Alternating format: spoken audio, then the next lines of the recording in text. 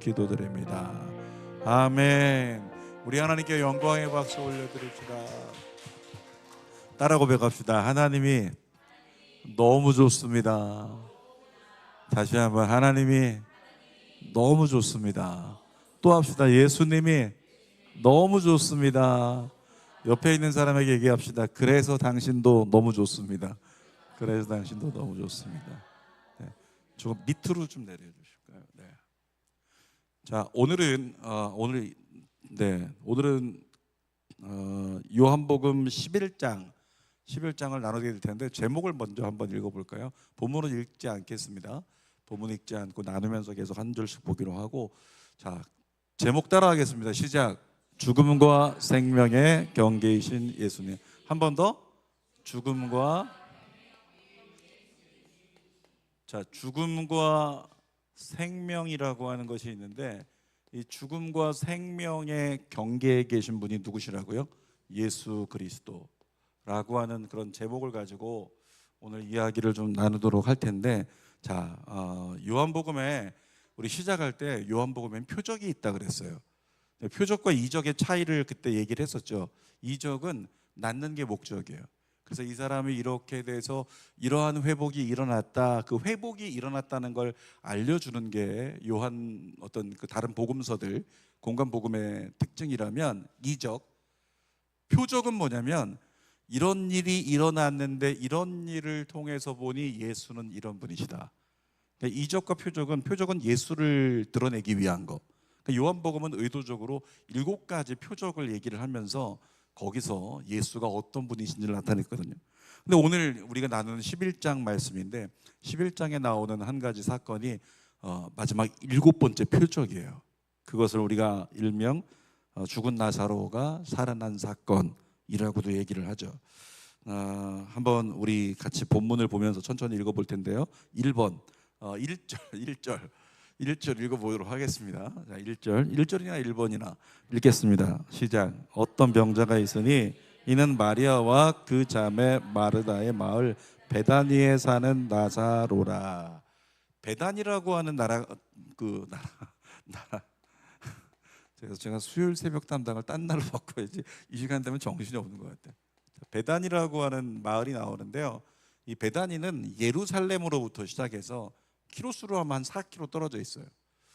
4km면 어느 정도냐면 우리 교회에서 이번에 우리 김삼 집사님이 이번에 있던 병원 정도 거리, 여기서 우리 병원. 그러니까 예루살렘에서 베다니는 되게 가깝죠. 가까운 거리예요. 얼마든지 예루살렘에 가고 싶다 하면 갈 수 있는. 근데 베다니에 있는 사람들이요, 예루살렘에 못 가요. 뭐 잠깐 지나가는 거 할 수 있겠지만 거기 가서 살 수는 없어요. 예를 들어서 이겁니다. 여러분들 가운데 강남 살고 싶은 분이 계셔요? 솔직하게 나 강남 살고 싶은 생각 해봤다. 없어요? 저희 딸은 계속 강남 살고 싶다고, 자기는 무조건 강남으로 시집갈 거라고 그렇게 얘기를 하고 있는데, 강남? 그래서 제가 생각하기를 자꾸 얘는 강남에 지나다니면서 아파트 시세를 다 알아봐요. 그래서 여기는 몇십억이다, 여기는 여긴 100억이 넘어간다, 이런 거 다 체크해 본단 말이야. 그러니까 생각하기를, 야, 네가 거기 가서 살 수 있을까? 우린 못 가. 우린 거기 가서 못 사는데. 그러니까 예를 들어서 뭐 꿈은 꿀 수 있겠고 그런 가능성은 있겠지만 우리는 거기 가서 지금 현재로서는 살 수가 없단 말이에요. 베다니가 뭐냐면, 베다니가 어떤 마을이냐면 가난한 사람들의 마을. 가난한 사람들, 그러니까 의미가 그거예요. 베다니는 가난한 자의 집.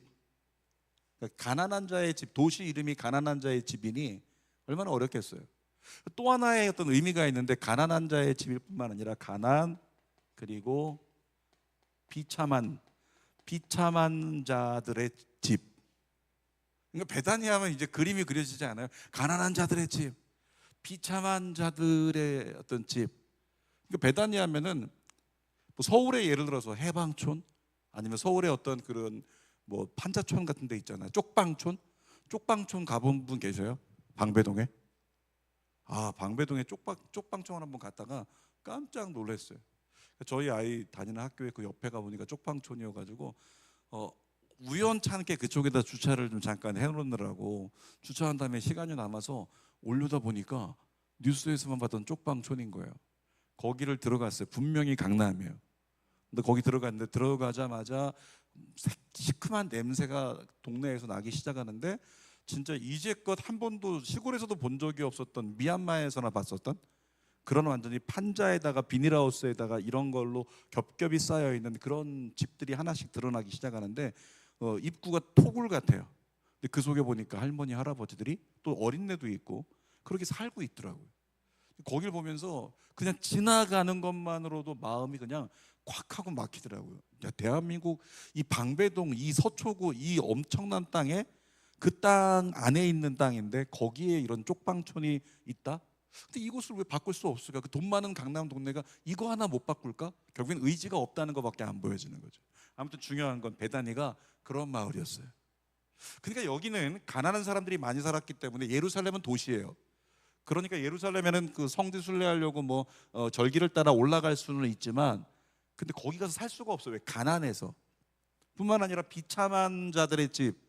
그러니까 상상이 가잖아요. 비참한, 무엇 때문에 비참할까? 뭐 돈이 없다고 해서 가난하다고 얘기했는데 비참한 자는 뭘까?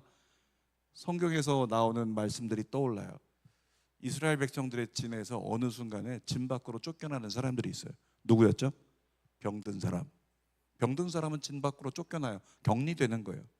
그러니까 아마도 이 베다니에는 많은 병자들이 모여 사는 그런 마을이 되지 않았겠는가라고 하는 거죠. 그 베다니, 예수께서 베다니를 향해 가세요. 근데 예수님께서 베다니를 가셨다는 사건, 그리고 예수님께서 계속 예루살렘에서 저 다른 마을로 갈릴리로 가거나 이렇게 하려고 할 때마다 이 베다니를 가끔씩 들르셨어요. 예수님이 들르셨다고. 들렀다는 건 뭐야? 관심이 있다는 거죠. 관심이 있는데 여긴 누가 있다고요? 가난한 자들, 여긴 비참한 자들, 굶주리고 소외된 자들, 병든 자들. 자, 예수 그리스도는 어디에 관심을 가지셨다고요? 예수님은 평생의 삶에 가난하고 소외된 사람들, 병들어 비참한 사람들, 늘 이 사람들을 향해 관심을 가지셨다는 거예요. 그러니까 예수님이 그들에게 관심을 가지셨다는 것을 볼 때 앞으로 교회인 우리는 누구에게 관심을 가져야 될까? 누구에게요? 가난한 자들, 비참한 자들, 병든 자들. 솔직히 교회가 잘 되고자 한다면은 우리 성전도 건축해야 되는데, 예를 들어서 여기 와서 뭐 말씀 전해주세요, 여기 와서 어떻게 가르쳐 주세요, 뭐 해주세요. 그래서 여기 쫓아가고 저기 쫓아가가지고 사례비 많이 주고 우리 교회 헌금 많이 해주는 그런 데 있으면 섬겨주고 그러면 얼마나 좋겠어요. 인간의 모습은 그렇게 치우칠 수 있는데 예수님의 마음은 거기 없다는 거죠. 예수님의 마음. 앞으로도 우리 주는 교회는 성전 건축하고 나서, 지금은 성전을 건축하고 나서 재정이 힘들 거예요. 재정적으로 힘들어서 날마다 우리 재정부장님의 얼굴은 정말 죽음과 생명을 왔다 갔다 하는 그런 얼굴이 날마다 되지 않을까. 월세 돌아올 때 죽음, 월세 넘어가면 생명, 여기를 왔다 갔다 하지 않을까, 그런 생각을 하는데, 아무튼 어쨌든 뭐 마지막 책임은 제가 지겠지만 그렇기는 한데 주님께서 그 과정을 넘어가게 하실 거라 믿습니다. 하나님께서 주는 교회에 재정적으로 플러스가 되게 하는 때를 주실 거라 믿어요. 세상 말로 하면 흑자가 되는 때를 주실 거라 믿어요. 그때 우리는 정말로 제일 먼저 이 일을 했으면 좋겠어요. 진짜 가난한 자들, 진짜 병든 자들, 진짜 소외된 자들, 그들에게 정말 손 내밀고 끌어안고, 뭐 세상의 정의도 좋고 세상에서 뭐 어떤 막 그냥 엄청난 것을 막 이 나라를 뒤집기 위해 하는 것도 좋겠죠. 그런 것도 좋을 수 있겠지만 예수님은 거기에 대해서 관심이 없었어요. 예수님은 오로지 소외된 자들과 병든 자들이 새 삶을 얻게 하여 생명으로 나아가게 하는데 예수님은 여기 관심이 있었다는 거예요. 그러니까 예수님은 저기 위대한 어떤 영웅이 아니에요. 히어로가 아니에요. 엄청난 어떤 개혁을 이루는 개혁가가 아니에요. 예수님은 생명을 살리는 자죠. 우리 교회가 그랬으면 좋겠습니다. 그러니까 이렇게 여기에 관심을 가지고 계셨던 예수님이 이 베다니로 가시는 이유는 누구를 만나기 위해서? 나사로라고 하는 생명을 잃어버린 사람을 만나기 위해서 가시는 거잖아요. 볼게요. 1절 끝에 보니까 나사로라라고 나왔어요. 이 나사로는요, 이름의 뜻이 그냥 쓰진 않을게요. 하나님은 나의 도움. 따라할까요? 하나님은 나의 도움. 다시 한번, 하나님은 나의 도움. 나사로는 하나님은 나의 도움, 이거 없이는 못 사는 존재였어요. 다른 말로 하면 하나님이 도우시는 자, 하나님의 도우심 없이는 살 수 없는 자, 그가 나사로였어요. 그러니까 그 이름의 뜻을 보면요 알 수 있어요. 야베스 아시죠? 야베스, 어머니가 애를 낳을 때 난산이 있었을 것이다. 어머니가 거의 죽을 뻔했거나 아니면 이 아이를 낳다가 어머니가 잘못돼가지고 평생의 고생을 하고 있거나 그런 예가 있었을 거라고. 그러니까 이름이 야베스가 됐는데, 나사로도 마찬가지로 하나님의 도움 없이는 살 수 없는 자, 그러면 무언가 결핍이 있는 거예요. 그래서 혹자는 얘기합니다. 태어날 때부터 나사로가 굉장히 약했던 게 아닐까? 그런 이야기를 해요. 하나님 없이는 살 수 없는 자라는 그런 이름을 가지고 있으니까 하나님 없이는 살 수 없는 자인 나사로에게 예수님께서 관심을 가지고 성경 전체를 나중에 훑어보니까 뭐라고 나오냐면 특별히 사랑하시는 자라고 나와요. 특별히 사랑하시는 자. 그 이유는 뭐냐면 그가 너무 연약했기 때문에. 우리 집사님들 보니까 연약한 자가 하나도 없어요. 다 잘났어요. 근데 가끔가다 연약한 자가 있어요. 연약한 자. 연약한 자를 주님이 돌보십니다. 연약한 자에게 관심을 가지십니다. 예수님의 스토리는 항상 그랬어요. 자, 계속 보겠습니다. 2절 말씀 읽어볼게요. 갈 때까지만 가볼게요. 딱 9시 10분까지만. 시작. 2절. 이 마리아는 향유를 주께 붓고 머리털로 주의 발을 닦던 자요. 네, 마리아가 나오는데 우리 많은 사람이 지금 이 마리아를 오해를 하는데, 성경에 보면 그 막달라 마리아라고 나와요. 막달라 마리아가 누구냐면은 창녀였었고, 창녀였다가 예수님께서 현장에서 막 그냥 또 꾸짖기도 하고 그랬던 막달라 마리아라는 여인이 있는데, 이 마리아가 그 마리아 아닐까? 아니, 천만에 그렇지 않습니다. 이 마리아는 그 마리아가 아니에요. 그 창녀였던 마리아를 얘기하는 게 아니고 전혀 다른 여인이고, 이 마리아는요 뭘 준비했대요? 향유를 준비했대요. 다시 말하면 시집갈 때가 돼가지고, 우리 여기 유리가 있는데 유리가 나중에 이제 예를 들어서 유리를 마리아 시집갈 때를 위해서 지참금을 준비하는 거예요. 근데 그 향유값이 얼마쯤 된대요? 한화로 얘기하면 3천만 원쯤 된대요. 그런 향유를 준비해가지고 이거 나 결혼할 때 가져가서 진짜 결혼식의 잔치에 쓰고 평생의 기쁨으로 감사로 은혜롭게 향기롭게 살아야겠다. 그리고 준비했던 향유를 준비한 아주 신실한 처녀, 신실한 신부였다는 거예요. 그게 마리아였어요. 창녀가 아니라. 자, 3절 말씀 읽어보겠습니다. 이에 그 3절. 이에 그 누이들이 예수께 사람을 보내어 이르되 주여 보시옵소서. 뭐라고 얘기해요? 굳이 수식어를 뭐라고 썼냐면 사랑하는 자가, 예수님께서 사랑하는 자가, 다시 말하면 사랑한다는 건 뭐예요?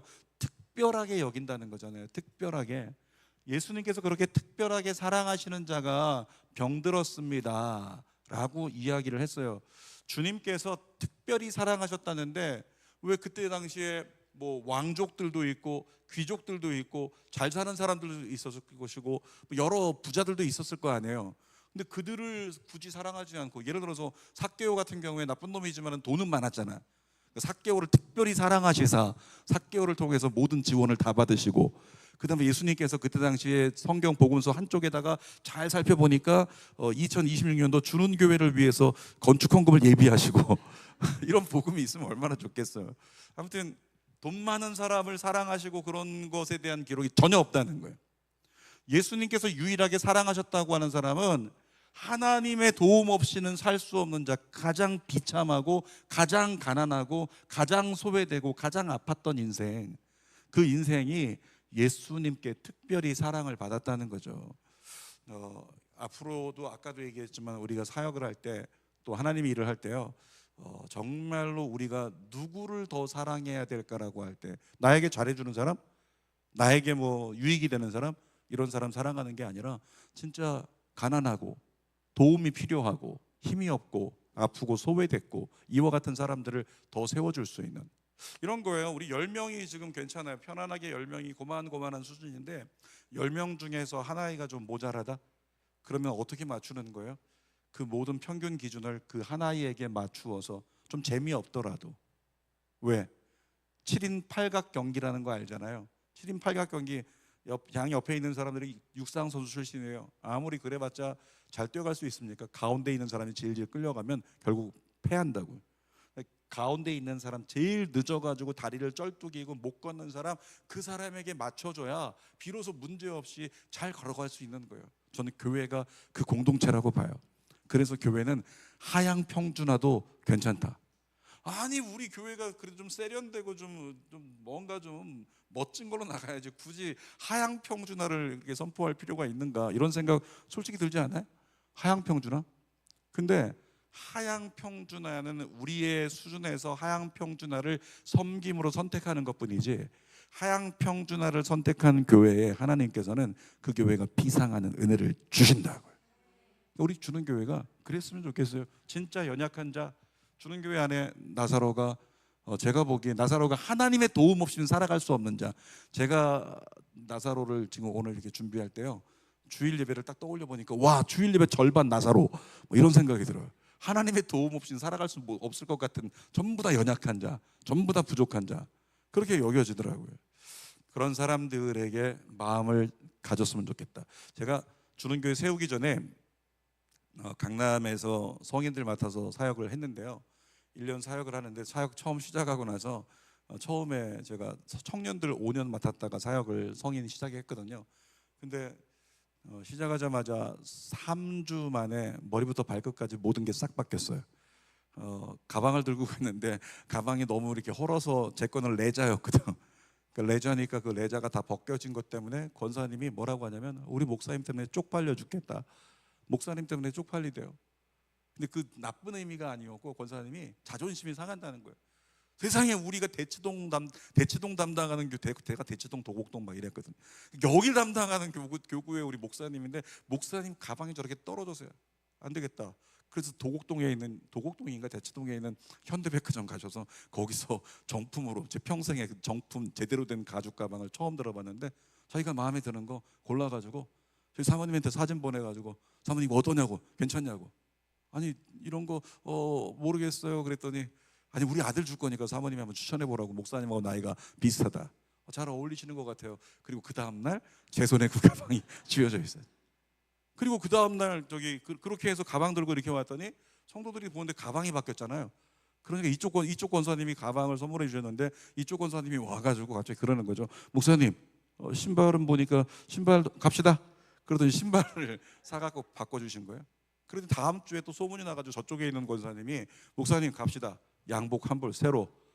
그때 처음으로 이태리 양복 쫙 빼입고.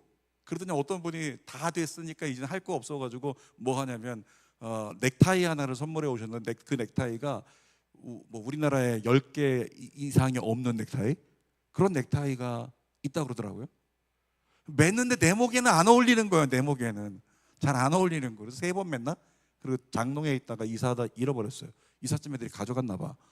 없어졌어요. 아무튼 그러면서 싹 바뀌고, 그러고 또 이제 밥 먹으러 가는데 세상에 스테이크 집을 갔는데, 이제까지 먹었던 스테이크는 스테이크가 아니었던 거예요. 톱밥이었던 거예요. 와, 스테이크 집을 처음 딱 갔는데 세상에 이런 고기가 다 있어요. 와. 그래서 제가 하나님께 1달 반 만에 이런 고백했어요. 하나님, 저에게 안식년을 주시는군요. 주님의 은혜인 줄 믿습니다. 이 풍성한 은혜를 누리다가, 제가 여기서 한 5년 정도 풍성한 은혜를 누리다가 선교사 나가겠습니다, 주님. 그렇고 제가 기도를 했었거든요. 근데 결국에는 1년도 안 돼가지고 주는 교회로 이렇게 쫓겨와서 교회를 세우게 됐는데, 근데 제가 그렇게 섬김을 받는 것 너무 감사했는데, 참 감사했던 건, 제가 기도하는데 성도들 전체 명단 갖고 전 기도하거든요. 매일 아침마다 출근하면 전체 명단 계속, 그 당시 제가 맡았던 명단이 한 1200명쯤 이렇게 막 된단 말이에요. 애들까지 다 하면 1200명 명단을 막 읽어나가면서 기도하는데, 예를 들어서 교적 카드라는 게 있어요. 교적 카드에는 뒤에 이분을 신방했거나 이분을 상담을 했으면 거기에 표기하게 돼 있어요. 날짜와 시간. 근데 넘어가다 보니까 전혀 깨끗하게 아무것도 없는 집들이 있어요. 그런 집들 관심이 가니까, 그런 집들을 제가 어떻게 해요? 소외된 것은 아닐까 싶어가지고 그런 집들을 찾아서 전화 신방하기 시작했어요. 그랬더니 한 번도 얼굴 본 적이 없던 분이 목사님 저 도곡동에 삽니다. 이분은 어디 사실까? 지난주 신방 갔다 왔던 타우팰리스 이분도 거기 사시나? 이 생각을 했는데 그게 아니라 도곡동에 있는 어떤 3층짜리 그 빌딩에 살고 있는데 거기에도 옥탑방이 있더라고요. 근데 옥탑방이 있는데 법적 규제가 너무 심해가지고 계단이 없어요. 3층 올라간 다음에 어떻게 올라가냐면 3층에서 사다리를 뚫어놨어. 천장에다 네모나게 구멍 뚫어가지고. 강남인데 도곡동인데 거기 딱 뚫고 올라갔더니 머리를 들 수가 없어요. 여기까지 오니까 고개를 숙여야지만 지나갈 수 있는 곳에 네 식구가 살고 있었어요.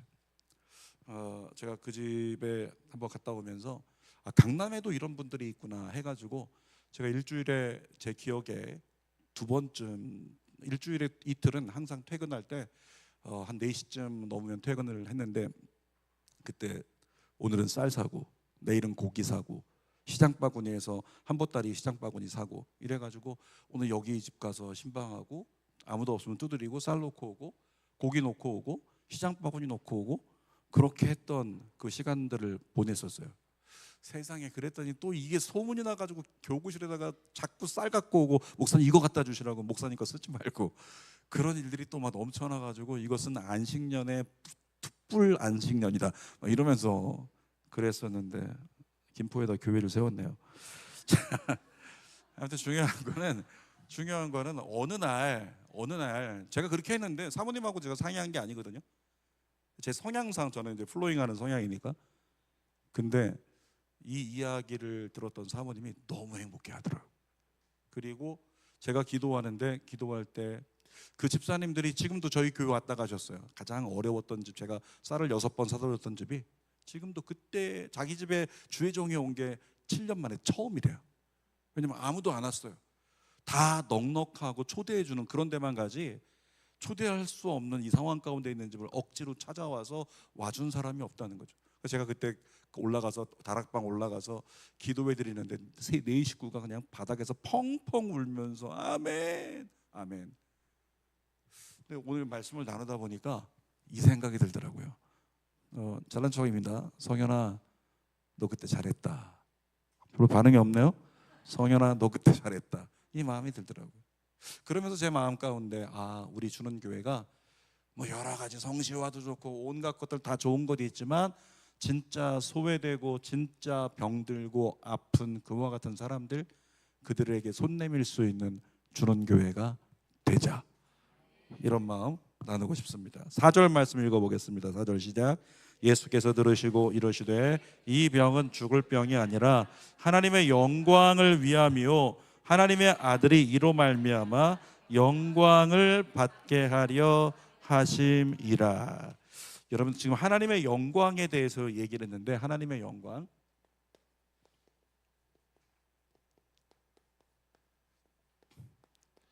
하나님의 영광을 위한 것이고 하나님께 영광을 하나님이 받으시게 하기 위해서 지금 나사로 사건이 벌어졌다고 이야기를 하고 있잖아요. 근데 예수 그리스도가 하나님께 영광이 되려고 하면 그것은 단 하나밖에 없어요. 그게 뭐냐면 죽음을 생명으로 바꾸는 것밖에 없어요. 죽음을 생명으로 바꾸면 예수 그리스도를 통해서 많은 영혼이 생명으로 돌아오게 되니 하나님께 영광이 되는 거예요. 그러니까 예수 그리스도를 통해 하나님의 영광을 받으시려면 예수 그리스도가 이 모든 죽음을 감당하여 생명으로 바꾸시기 위해 오신 분이 예수님이시잖아요. 죽음에서 생명으로 갈 수 있는 길을 열기 위해 오신 분이 예수님이시잖아요. 그러니까 예수님께서 이 사명을 무엇으로 완수하셨어요? 십자가로. 근데 십자가로 결국엔 이 사명을 완수하시면 하나님의 영광을 받으시는 거잖아요. 그죠? 완수라고 하는 단어, 우리에게도 개인적으로 주신 단기 사명, 장기 사명이 있겠지만 하나님께서 내게 주신 사명을 완수하는 은혜가 있기를 축복합니다. 지금 주는 교회 굉장히 재정적으로 어렵고 힘들 때 재정적으로 막 골치 아프고 힘든 그런 디테일한 계산 속에 있는 주는 교회인데, 이때 하나님이 진짜 똑똑한 재정부장을 주는 교회에 세워 주셨어요. 네, 그래서 너무너무 감사하죠. 그게 뭐예요? 단기 사명이에요. 완수해야 될 단기 사명. 근데 예수께서 죽음에 속해 있던 사망에 처한 사람들을 십자가를 통해 생명으로 옮기는 사명을 완수한다는 건 무슨 의미인지 아시죠? 완수한다는 건 죽음을 얘기해. 죽음, 그죠? 죽음이에요. 예수님의 사명 완수는 그냥 죽음이에요. 죽어야 돼. 죽어야지 끝나는 거. 하나님께 영광을 받으시겠다라고 하는데 예수님의 영광 받으심은 결국에는 당신을 죽이심으로 내어주실 때, 그로 말미암아 당신의 사람들에게 열매가 맺힐 때, 그때 하나님의 영광을 받으시는 것들. 우리에게 대입을 해봤어요. 아니, 저에게 대입을 해봤어요.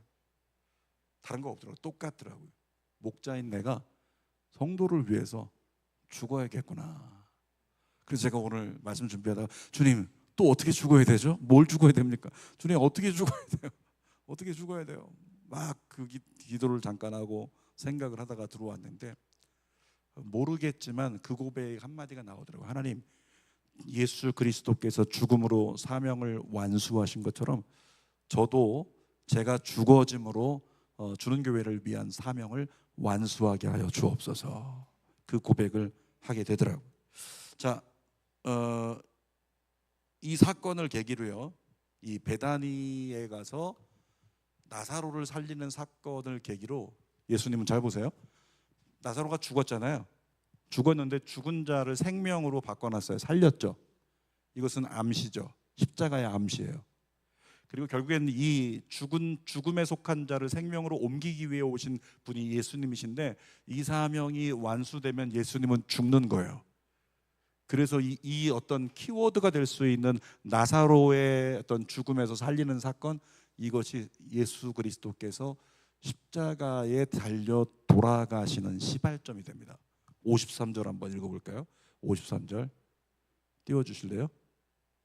있어요? 53절. 네, 시작. 이날부터는 그들이 예수를 죽이려고 모의하니라. 뭐라고요? 어떤 날?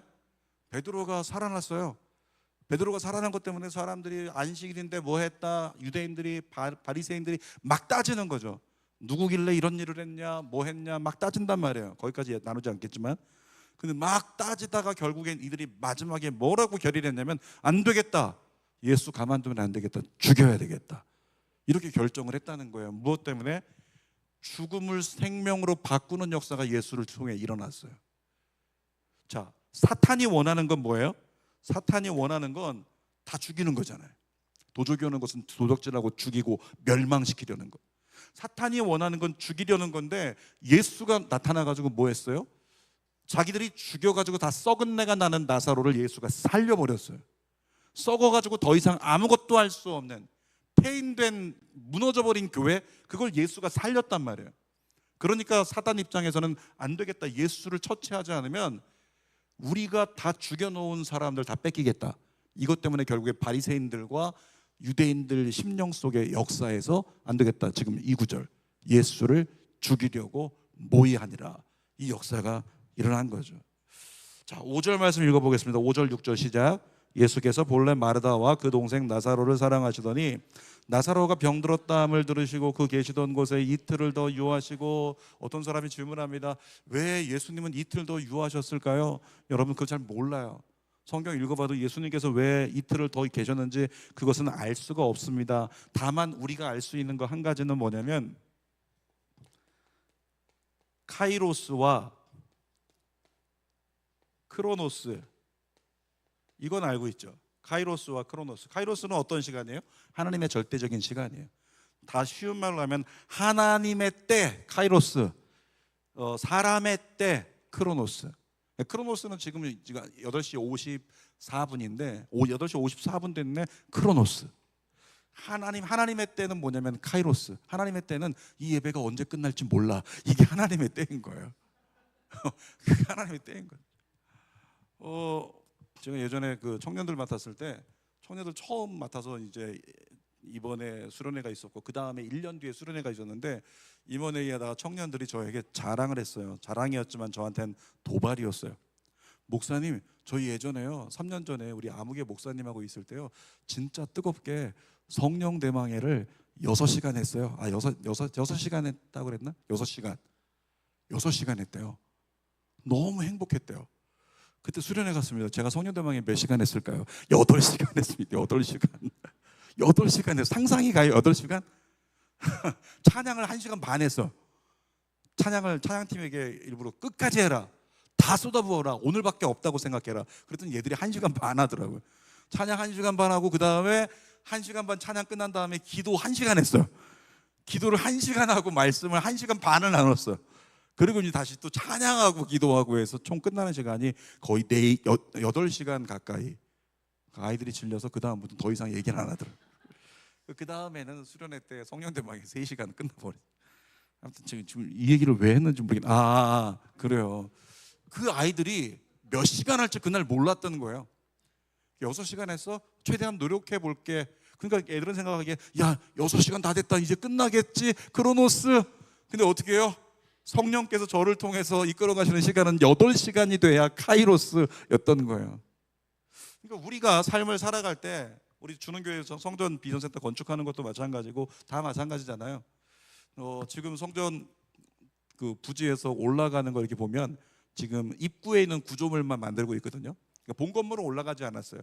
본 건물 만들려면 이제 H빔 박아야 돼요. 그러면 모아일가에서 이제 항의가 들어오거나 성호스타에서 항의가 들어오는 걸 막기 위해 기도해야 돼요. 왜냐하면 H빔 박기 시작하면 전체가 다 울리기 때문에 아마 방학 때 하려고 좀 기다리고 있지 않을까, 그 생각을 하고 있어요. 근데 아이들 방학 이제 막 시작하잖아요. 그러면 이제 H빔 박을 거예요. 꽝! 꽝! 하면서 그 한 뭐 40 몇 개를 박아야 되는 상황이니까. 자, 그런데 중요한 거는 지금 올라가는 거 이렇게 조금만 봐도 그런 생각 들지 않아요? 오늘 아침에도 새벽기도 끝나고 거기 가서 잠깐 기도했는데 금방 올라가겠다, 다음 달이면 끝나겠다. 우리 건축에 종사하셨던 그럴 것 같지 않아요? 그냥 3개월이면 끝날 것 같아요. 지금 보니까 뭘 더 끌어, 그냥 끝내버리지, 이 생각 들지 않아요? 그건 뭐라고요? 크로노스, 우리가 바라는 때. 근데 하나님은 언제 완공을 허락해 주시고 언제 입주를 허락하실지, 그건 하나님의 카이로스에 달린 거죠. 우리 모두가 이와 같은 마음 잊지 않고, 나사로가 죽었는데 지금 예수님께서 이틀이나 더 있다 가셨다고 그랬잖아요. 그러니까 제자들은 의아해할 수 있지만 그렇게 사랑하던 자 아니었나? 사랑 안 하기로 했나? 그게 아니고 주님만이 가지고 계신 주님의 뜻에 합당한 때가 있다는 거죠. 여러분, 어떤 기도의 제목의 응답이 더딜 때 있어요. 늦어질 때 있어요. 우리 아이가 빨리 컸으면 좋겠는데, 우리 아이가 빨리 잘 됐으면 좋겠는데, 막 그런 여러 가지 소망들이 있지만 언제 그렇게 될까? 그것은 누구에게 달렸다? 하나님께, 하나님의 시간, 카이로스에 달렸다는 거예요. 이 사실을 꼭 기억하면 우리는 그저 하나님, 주님의 때에 최고의 열매를 맺어 주옵소서, 주님의 때에 가장 귀한 은혜를 베풀어 주옵소서 기도해야죠. 내 때를 고집하면 굉장히 힘듭니다. 자, 7절 말씀 읽어보겠습니다. 7절. 그 후에 제자들에게 이르시되 유대로 다시 가자. 자, 단단하게 유대로 다시 가자 이렇게 써 있는데, 유대로 다시 간다라고 하는 건 어떤 의미냐면요, 이미 유대 땅에서 예수 그리스도를 죽이려고 하는 시도가 있었고 예수 그리스도를 죽이려는 사람들이 기다리고 있어요. 근데 그 땅으로 다시 간다는 건 뭐냐면 가서 죽자. 결국에 예수님은 유대 땅에 가셔서 십자가에 못 박혀 돌아가셨어요. 그것과 똑같은 의미라고요. 그러니까 지금 베다니 말고 베다니로 간 거거든요. 지금 나사로의 집이 베다니에 있으니까. 성경은 굳이 유대라고 썼어요. 왜냐하면 유대 땅이 예수님을 핍박했던 사람들을 만났던 땅이라, 요한복음 나눌 때 얘기했죠. 진술 자체가 서술 자체가 어떻게 되냐면 의도적 서술. 요한복음은 어떤 목적, 예수님에 대한 어떤 일들을 드러내기 위한 목적을 가지고 썼기 때문에 의도적으로 베단이라고 기록하지 않고 유대라고 기록했다, 이렇게 볼 수 있겠죠. 8절 읽어보겠습니다. 제자들이 말하되 라삐여, 방금도 유대인들이 돌로 치려 하였는데 또 그리려 하시나이까. 근데 예수님께서 가시겠다고 하는 거예요. 11절부터 한번 읽어볼게요. 천천히 14절까지. 이 말씀을 하신 후에 또 이르시되 우리 친구 나사로가 잠들었도다. 그러나 내가 깨우러 가노라. 제자들이 이르되 주여, 잠들었으면 낫겠나이다 하더라. 13절. 예수는 그의 죽음을 가리켜 말씀하신 것이나 그들은 잠들어 쉬는 것을 가리켜 말씀하신 줄 생각하는지라. 이에 예수께서 밝히 이르시되 나사로가 죽었느니라. 나사로가 죽었다고 확정해서 말씀해 주셨어요. 15절에서 17절 읽어볼게요. 내가 거기 있지 아니한 것을 기뻐하노니 이는 너희로 믿게 하려 함이라. 그러나 그에게로 가자 하시니 디두모라고도 하는 도마가 다른 제자들에게 말하되 우리도 주와 함께 죽으러 가자 하니라. 자, 15절과 14절 사이에 뭐가 있었냐면 예수께서 너희로 믿게 하려 합니다. 그에게로 가자, 나사로에게 가자, 이틀 만에 말씀하신 거예요. 그랬더니 이 도마라고 하는 제자가 뭐라고 얘기했냐면 다른 제자들에게 우리도 함께 죽으러 가자. 그 사이에 뭐가 있었냐면 웅성웅성거림. 제자들이 아니 그리로 가면 죽을 수도 있는데, 유대 땅으로 가면 죽을 수도 있는데, 베다니로 갔다가 붙잡힐 수도 있는데, 힘든 일을 만날 수도 있는데 왜 거길 또 가신다고. 그 소외된 말, 그 사람들 뭘 그렇게 그 사람들만 사랑하셔서, 나사로만 왜 유독 사랑하셔서 그 어려운 길을 또 가시려고 하는가. 거기 갔다 우리 죽을 수도 있어. 자기들끼리 떠들었던 거죠. 거기 갔다 우리 죽을 수도 있어. 그랬더니 도마라는 애가 별로 생각이 없어. 얘는 도마라는 애가 딱 나와가지고 우리도 예수님과 함께 죽으러 가자 그러면서 보찜 메고 가듯이 그렇게 떠드는 장면입니다. 17절 읽어볼게요. 17절 예수께서 와서 보시니 나사로가 무덤에 있은지 이미 나으리라. 여러분 성경에서 숫자를 기록을 할 때는 의미 없이 기록한 적이 없고 반드시 의미를 다 두고 성경에 숫자를 기록을 하거든요. 근데 특별히 예수님께서 나으리라고 지금 성경에 사도 요한이 기록을 하고 있는데, 나흘이라고 하는 시간은 어떤 시간이냐면 인간이 만약에 흙 속에 묻혔잖아요. 근데 그가 살아있어요. 묻어버렸는데 살았어. 이 산 사람이요 그 속에서 숨이 끊어지기까지 버틸 수 있는 어떤 그 마지노선의 시간, 그게 몇 시간이냐면 72시간. 물 없이 버틸 수 있는 시간이 72시간이래요. 그러니까 72시간이 지나면 매몰된 사람도 죽었을 수 있겠다. 진짜 숨이 끊어지기 시작하는 시간이라는 거예요. 근데 지금 며칠 지났대요? 나흘. 나흘이 지났다는 건 이미 3일 정도 되면 그때부터 부패는 시작이 되니까 나흘은 이미 썩었어. 나흘은 이미 숨이 끊어졌어. 그러니까 뭐라고 얘기할까요? 이젠 안 돼. 다시 말하면 여기서 얘기하는 나흘이라고 하는 시간이 있는데, 이 나흘이라는 시간이 우리에게 보여주는 건 뭐냐면 포기라는 거예요. 아니, 더 이상 안 돼. 이건 끝난 것 같아. 더 이상 기도해도 소용없을 것 같아. 더 이상 안 될 것 같아. 우리 삶을 살아가다 그런 고백 많이 하지 않나요? 그 사람은 더 안 될 것 같아. 누구 태신자를 놓고 구원받기 위해 기도하는데 안 될 것 같아. 많이 해봤는데 안 될 것 같아. 그런 안 될 것 같다는 불신 때문에 우리 기도가 끊어지는 거잖아요. 근데 우리는 살아가다가 안 될 것 같다고 지레 겁먹고 포기해버리는 일들이 너무 많단 말이에요. 이 나흘이라고 하는 시간이 그래요. 인간의 기준에서 보니까 당연히 인간의 기준에서는 이건 안 되는 시간이지 라고 생각할 수 있는 나흘, 그 의미를 담아 기록한 거예요.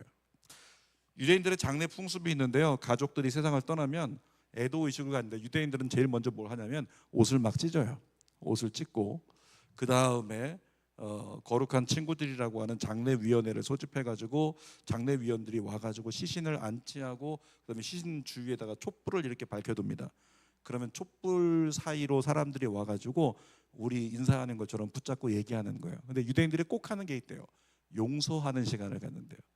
내가 그를 용서하는 시간, 그에게 나의 용서를 구하는 시간, 이걸 꼭 갖는데요.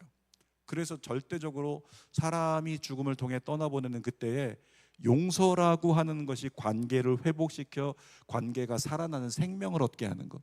그래서 반드시 누군가가 죽으면 용서하는 시간을 꼭 갖는다라는 거예요.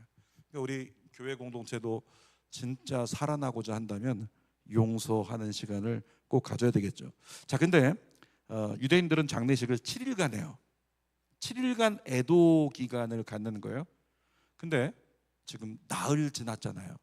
그리고 시체는 썩는 냄새가 난다라고 하고 이미 살 수 있는 어떤 자연적으로 살 수 있는 기간도 넘어버렸고, 그래서 더 이상 희망이 없어요. 그런데도 불구하고 성경을 보니까 계속 조문하는 사람들이 계속 찾아오는 거예요. 저 예루살렘에서 오고 각지에서 나사로를 아는 사람들이 와가지고 조문을 한단 말이죠. 이제는 끝났기 때문에 위로할 것밖에 없다, 희망은 더 이상 말할 수 없다라고 생각되는 그 자리에서 예수님께서 어떤 역사를 일으키세요? 죽음을 깨뜨리시고 사망의 문을 여시죠. 이사야 43장 19절 읽어보겠습니다. 시작. 보라 내가 새 일을 행하리니 이제 나타낼 것이라 너희가 그것을 알지 못하겠느냐. 반드시 내가 광야의 길을 사막의 강을 내리니. 여러분, 북한 땅이 변화될 수 있을까요? 북한 땅이 대한민국보다 잘 살 수 있을까요? 하나님이 원하시면 가능한 거죠. 하나님이 원하시면 공산주의가 무너지고, 하나님이 원하시면 오히려 똘똘 뭉쳐서 다시 한번 하나님을 섬기고 나간다면 어떤 일이 있을 수 있는 건지는 우린 몰라요. 주님은 어떤 분이시라고요? 광야에 길을 내시고 사막에 강을 내신 하나님. 그래서 그 주님을 믿으니까 어떤 목사님들이 같이 작정 기도하면서 우리 이 기도도 포기하지 말자고 목사님들이 같이 기도했어요. 주여, 우리 성도들의 기쁨과 성도들의 평안을 위하여 저희 머리카락이 더 나게 하여 주옵소서. 목사님들이 광야에 길을 내신 하나님, 사막에 강을 내신 하나님, 머리카락이 다시 자라게 하여 주옵소서. 탈모제를 먹고 발모제를 먹거나 어떻게 하면 난다고 하는데 기도로 안 되겠습니까? 주님 역사하여 주옵소서. 그랬던 적도 있었다는 얘기를 들었어요. 자, 나흘이라고 하는 시간은 이젠 소용없다, 포기해, 이와 같은 의미를 가지고 있어요. 근데 이젠 소용없다, 포기해라고 하는 그 낙인 찍힌 마침표에 예수님께서 역사하시니까 마침표가 지워지고 다시 시작하는 생명의 날이 회복이 된다는 거죠. 지금 사도 요한이 그거 얘기하고 있는 거예요. 예수님은 다시 시작한다. 예수님은 포기한 것을 다시 새롭게 만들어 주신다. 이 얘기 하시는 거죠. 그래서 모든 인생들에게 선포되어져야 되는 것은 예수 그리스도죠. 무너졌던, 또 깨어졌던, 쟤는 우리 집에서 지워버렸으면 좋겠는데 그 영혼에게 뭐가 필요하다고요? 예수 그리스도. 18절 19절 읽어볼게요. 18절. 베다니는 예루살렘에서 가깝기가 한 오리쯤 되매 19절 많은 유대인이 마르다와 마리아에게 그 오라비의 일로 위문하러 왔더니, 계속적으로 이렇게 위문하러 왔대요. 주는교회가 너무 감사한 이유는 주는교회가 장례 때마다 되게 감사해요. 장례 때마다 우리 성도들이 진짜 멀리까지도 나와 상관없는 분인데도 장례 때는 꼬박꼬박 찾아와서 같이 예배 참석해주고 하시는 게 너무너무 귀하고, 저희 교회 아닌 분들이 그걸 대단히 부러워해요. 이건 뭐냐면 앞으로도 주는교회는 그거 하나는 잘하면 더 칭찬받고 더 덕을 끼칠 수 있는 교회가 된다. 지금 나사로의 집에 그렇게 많은 사람들이 찾아왔어요. 20절 21절 마르다는 예수님께서 오신다는 말을 듣고 곧 나아가 맞이하되 마리아는 집에 앉았더라. 마르다가 예수께 여짜오되 주여 여기 계셨더라면 내 오라버지가 죽지 아니하였겠나이다. 이 장면이 예수님 늦게 오셔서 뭐 이렇게 원망하는 게 아니고 너무 사랑하고 신뢰하는 분인데, 예수님 저 너무 슬퍼요. 예수님께서 만약에 여기 계셨으면 우리 나사로가 죽지 않았겠죠? 이렇게 자기의 슬픔을 나누는 장면이라고 생각하시면 돼요. 22절 읽어보겠습니다. 그러나 나는 이제라도 주께서 무엇이든지 하나님께 구하는 것을 하나님이 주실 줄 아나이다. 하나님이 뭘 하시면 전 받아들일 준비가 되어 있습니다라고 하는 어떤 순종의 근본, 어떤 토대가 준비되어 있는 마르다의 고백인데, 중요한 건 뭐냐면 인간이기 때문에요. 인간의 고정관념. 근데 나흘 지났잖아요. 나흘 지났으니까 지금은 안 되잖아요. 지금은 안 되니까 마지막 날에 살아나겠죠. 이런 마음을 마르다가 갖고 있었던 거죠. 근데 23절에 뭐라고 말씀하세요? 23절 시작. 예수께서 이르시되 내 오라비가 다시 살아나리라. 24절 시작. 마르다가 이르되 마지막 날 부활 때에는 다시 살아날 줄 내가 아나이다. 마르다가 얘기하는 거예요. 지금 나흘 지났어요. 썩은 내 납니다. 안 됩니다. 마지막 날에는 살아날 거라고 믿어요. 그 마지막 날이 마르다에게 어떤 시간이에요? 크로노스예요. 마지막 날 주님 오실 때가 되면 그때 오시는 때, 그때 크로노스 되면은 살아나겠죠. 인간은 여기에 계속 매여 있다는 거예요. 근데 거꾸로 올라가서 23절에 예수님 뭐라고요? 예수께서 이르시되 내 오라비가 다시 살아나리라. 이건 뭐예요? 주님께서 의지를 가지셨다는 거예요. 살리기로. 주님께서 결정하셨다는 거예요. 살리기로. 주님께서 주님의 뜻이 결정된 시간, 그게 카이로스. 카이로스가 되면 뭐든지 살아날 수 있고 무엇이든지 다시 회복될 수 있다는 거예요. 그러니까 여러분에게 있어서 가정에 기도할 때 회복이 필요한 것 있으면 카이로스, 때로는 방언 모르면 카이로스 헬라어니까 카이로스 선포하세요. 여러분 남편 지금 죽도록 어떻게 안 되고 있으면 카이로스 하나님의 때 카이로스 자꾸 교회 자꾸 안 나오려고 그러고 자꾸 삐딱선 타려고 그러고 카이로스 주님 만나라 카이로스 사춘기 있네. 사춘기 애들 잘 뭔가 자꾸 중심이 안 잡혀요. 왔다 갔다요. 카이로스 너 카이로스 하나님의 때가 너에게 임해라. 하나님의 사람이 될지어다. 성령 받을지어다. 카이로스 선포하면 너한테 한 건 아니고. 자 25절 읽어보겠습니다. 25절 시작. 예수께서 이르시되 나는 부활이요 생명이니 나를 믿는 자는 죽어도 살겠고. 예수 뭐라고 말씀하세요? 나를 믿는 자는 죽어도 산다라고 말씀하시면서 나는 부활이요 생명이다. 예수 그리스도께서 결국에는 어떠한 죽음이든, 그것이 가난의 죽음이든 어떤 다툼의 죽음이든 상함의 죽음이든 질병의 죽음이든 상관없이 예수님을 통해서 부활과 생명을 이루어 주시는 분이 예수 그리스도다라고 말씀하시면서 예수께서 팔 벌리고 뭐라고요? 나를 믿는 자는 죽어도 살 거야. 그러니까 나에게 오라. 이렇게 말씀하시는 거죠. 그래서 요한복음 5장에 나오는 말씀처럼 나는 포도나무고 너희는 가지니 내게서 멀어지지 마라. 나에게 오라.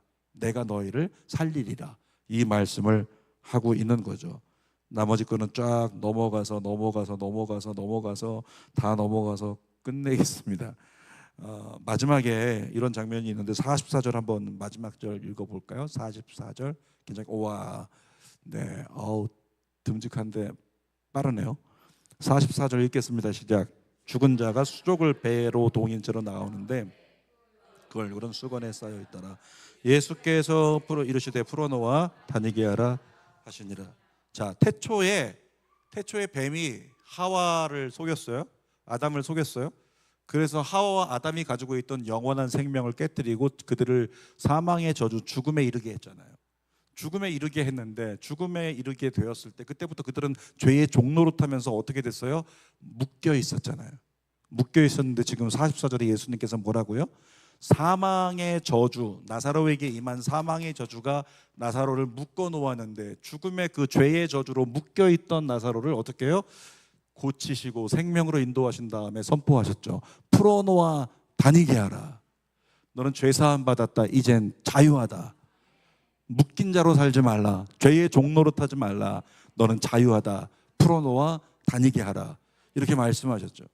사탄은 죽이고 멸망시키는 것이 목적인데 우리 예수님은 풀어놓아 다니게 하시는 것이 목적이에요. 그래서 예수를 죽이려고 한 거죠. 오늘 저와 여러분의 입술에서 떠나가지 말아야 될 그 이름이 있다면 예수 그리스도. 여러분 예수 이름으로 많이 선포해 보세요. 계속 선포하세요. 예수 이름으로 선포하고 또 선포하면 분명히 반드시 우리의 삶에 생명의 회복의 역사가 일어납니다. 자꾸만 감정적으로 묶인 거, 무언가 다운되고 연약해져 있는 거 예수님 자꾸 선포하면 어느 순식간에 뭔가 가벼워지고 순식간에 묶인 것이 풀려버리고 순식간에 여기 결린 것도 풀려버리는, 그와 같이 영적으로도 동일한 역사가 일어난다는 거예요. 따라합시다. 예수 그리스도. 광야에 길을 내시고 사막에 강을 내시는, 죽음을 이기시고 생명을 여시는 생명의 경계이신 예수 그리스도. 기도하겠습니다. 아버지 하나님, 예수 그리스도, 죽음과 생명의 경계에 서신 예수 그리스도. 우리의 삶은 다 죽음 투성이지만 예수 그리스도를 부르는 순간 예수 그리스도께서 생명의 경계로 우리를 인도하사 순식간에 삼투압되듯이 우리는 생명으로 나아갑니다. 예수님 부르면 삽니다. 예수님 부르면 우리의 모든 것이 개선됩니다. 예수님 부르면 뒤집어집니다. 예수님 부르면 가장 슬프고 가장 가난하고 가장 비참했던 인생의 집이 가장 사랑받는 자요 죽음을 이기고 살아나는 자가 될 수 있습니다. 하나님, 어떤 경우에도 포기하지 말게 하소서. 예수 그리스도 끝까지 선포하게 하소서.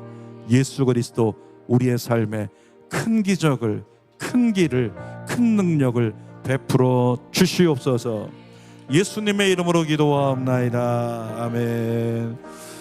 우리 다 같이 일어나서 한번 찬양합시다. 10주간 요한복음 파트 2를 여기까지 진행해 왔는데 이제 앞으로 2주 쉬고 8월 둘째 주에 다시 이곳에서 진행을 할 텐데요. 그동안에 이끌어 주셨던 예수님 생각하면서 결국에는 예수 그리스도를 말씀하고 싶었던 거예요. 하나님은 너에겐 예수 그리스도, 예수 그리스도, 예수 그리스도. 우리의 삶에 행하실 주님의 놀라운 일 생각하면서 우리 찬양하고 기도합니다. 주여 기 역사하시네.